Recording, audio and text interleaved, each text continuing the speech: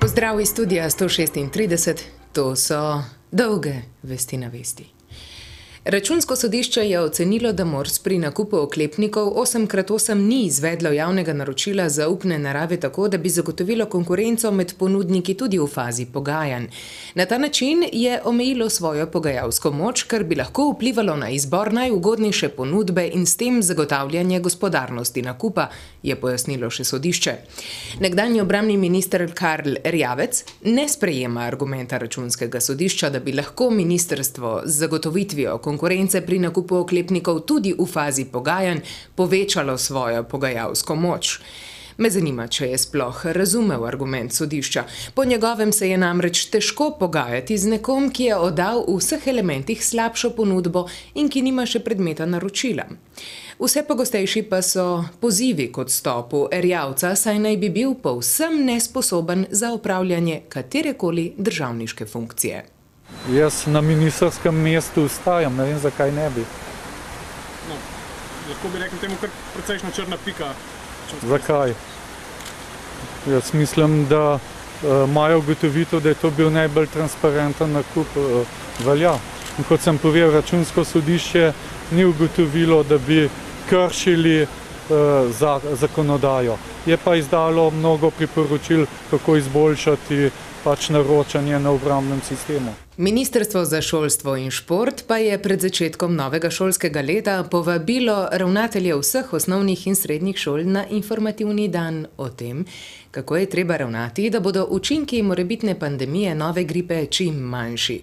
Tako je povedal minister za šolstvo Igor Lukšič. Ob tem pa je še izpostavil, da je panika tisto, kar nas pri vsem tem lahko doleti in je pravzaprav to najhuje. Še sam pa ne ve, ali je čas za paniko ali ne.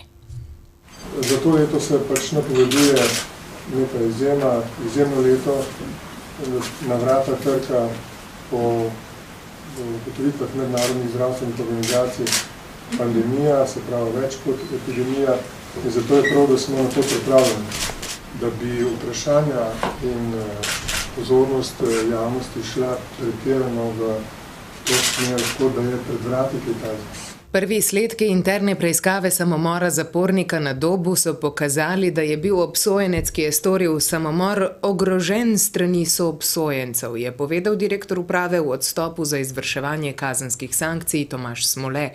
Ob tem je dodal, da bodo slednji za dejanja, ki so jih prijavili tako pazniki kot sam zapornik, tudi odgovarjali.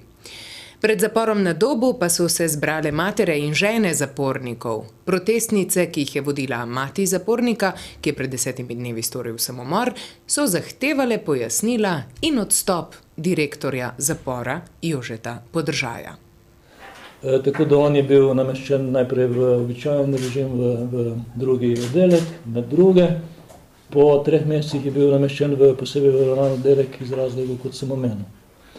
Istočasno je ves čas tekla aktivnost tudi strani mame in nas, ker smo ugotavljali tudi sami iz dneva v dan bolj, da na Dobu v tej situaciji, kakršna je, bo on težko prestajal, ker se je že preveč zapletel.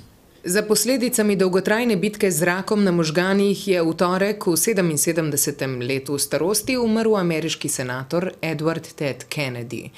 Prav gotovo je bil eden najbolj znanih ameriških senatorjev in članov ameriških demokratov, obenem pa tudi mlajši brat nekdanjega ameriškega predsednika Johna F. Kennedyja in senatorja Roberta F. Kennedyja.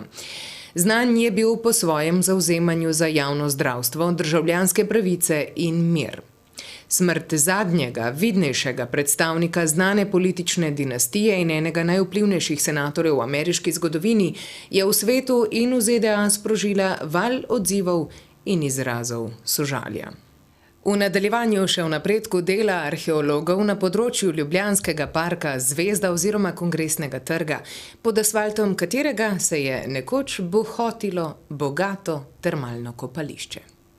Ja, to ni bila glih tako poceni zadeva za narediti, če si predstavljamo tako poslikavo na enem delu te kopalnice, pa ne samo take poslikave so bile še rdeče z bordurami, mozaiki narejeni iz takih kock, greva pogledati. Celoten prostor je bil tlakovan s takimi kockicami, ne? In to je verjetno trajalo nekaj cajta in drugo je bilo.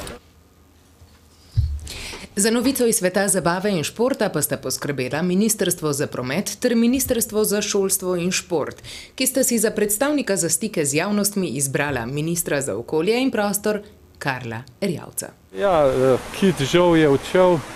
Dobro bi bilo, da bi še nekaj časa se zadržal, da bi pokazal, kje ima Slovenija prost dostop do odprtega morja. Slovenija, Slovenija, Slovenija. Kulturac.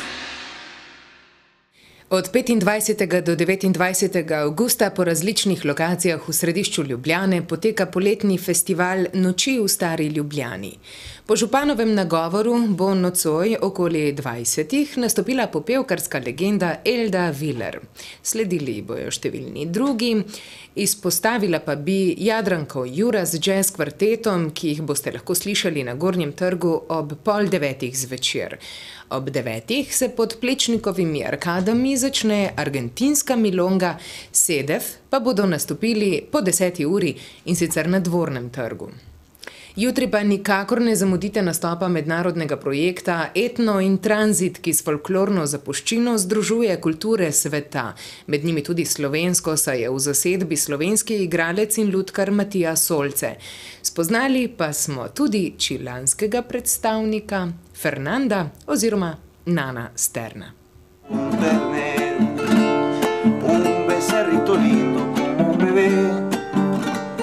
Dámelo, papayito, dicen los niños cuando lo ven nacer. Si ya lo esconde por los mogotes, que no será vaca mariposa, tuvo un ternero. Če pa ste leni, bolani, polomljeni in boste ostali doma, ali pa vsaj v bližini radijskih sprejemnikov, se priklopite na 98,3 in poslušajte otvoritveni koncert letošnjega klubskega maratona Radia Študent. Nastopili v živo v njihovem studiu bodo oziroma bosta pripadnika Radical Improvisation Dua. Tako, še vreme.